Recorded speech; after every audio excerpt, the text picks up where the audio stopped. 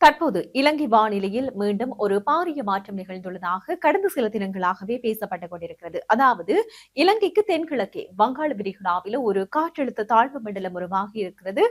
தற்போது பாத்தீங்கன்னு சொல்லி சொன்னால் இந்த காற்றழுத்த தாழ்வு மண்டலம் பொத்துவிலில் இருந்து சுமார் 930 கிலோமீட்டர் தொலைவில் நிலை கொண்டிருப்பதாக வானிலை ஆய்வுத்துறை ஒரு தகவல் ஒன்றை வெளியிட்டிருக்கிறது. அதோடு பாத்தீங்கன்னு சொல்லி சொன்னால் இந்த காற்றழுத்த தாழ்வு மண்டலம் மேலும் வளர்ச்சியடைவதற்கான வாய்ப்புகள் பெரிய அளவில் இல்லை என்றும் சொல்லப்பட்டிருக்கிறது. ஆபத்துக்கள் குறைவாக இருப்பதாகவும் குறிப்பிடப்பட்டிருக்கிறது.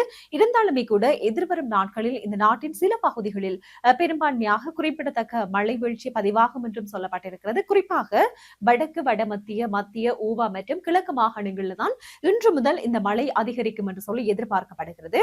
அதோட ஹம்பாந்தோட்டை மாவட்டத்திலே அவ்வப்போது மழை பெய்யக்கூடும். அதே மாதிரி மத்திய ஊவா மற்றும் கிழக்கு மாகாணங்களிலேயும் அதே மாதிரி புலனறுவை மாவட்டங்களிலேயும் சில இடங்களில் அதிக அளவிலான மழை வீழ்ச்சி பதிவாகக்கூடும் என்பதோடு 75 மில்லிமீட்டருக்கும் அதிகமான கனமழை பெய்யக்கூடும் என்றும் சொல்லப்பட்டிருக்கிறது.